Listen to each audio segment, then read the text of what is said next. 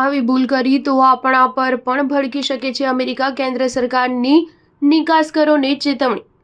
કેન્દ્ર સરકારે બુધવારે દેશના નિકાસકારોને કડક ચેતવણી આપી છે, જેમાં તેમણે બીજા દેશનો માલ ભારતના માર્ગે અમેરિકા ન મોકલવા અપીલ કરી છે. જો આમ થયું તો તેના ખરાબ પરિણામો ભોગવવા તૈયાર રહેવા ચેતવણી આપી છે. અમેરિકા અને ચીન વચ્ચે વધી રહેલા ટ્રેડ વોરને ધ્યાનમાં લેતા વાણિજ્ય મંત્રાલયે આ એલર્ટ જાહેર કર્યું છે.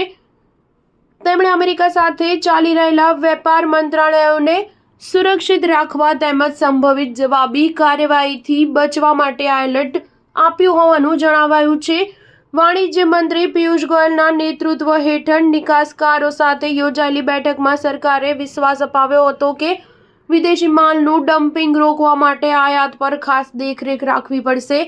તેમજ નિકાસકારોએ બીજા દેશનો માલ ભારત મારફત અમેરિકામાં નિકાસ કરવાની ભૂલ કરવી જોઈએ નહીં, કારણ કે તેનાથી અમેરિકા નારાજ થઈ શકે છે.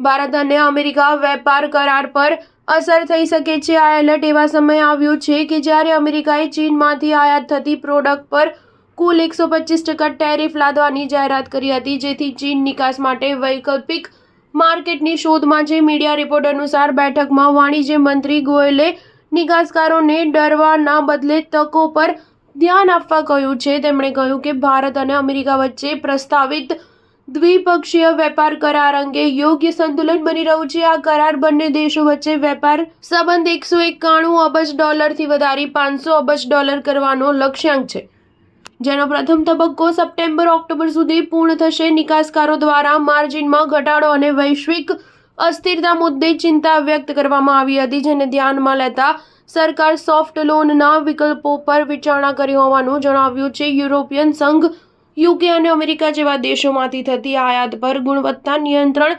આદેશમાં અમુક રાહત મળવાની સંભાવના પણ વ્યક્ત કરી હતી. એક અધિકારીએ જણાવ્યું હતું કે સરકારે સંકેત આપ્યા છે કે જે દેશોમાંથી ગુણવત્તાની ફરિયાદો ઓછી છે ત્યાંથી આયાતના નિયમોમાં રાહત મળશે. સ્ટાર ન્યૂઝ 7 હંમેશા સચ્ચાઈની સાથે.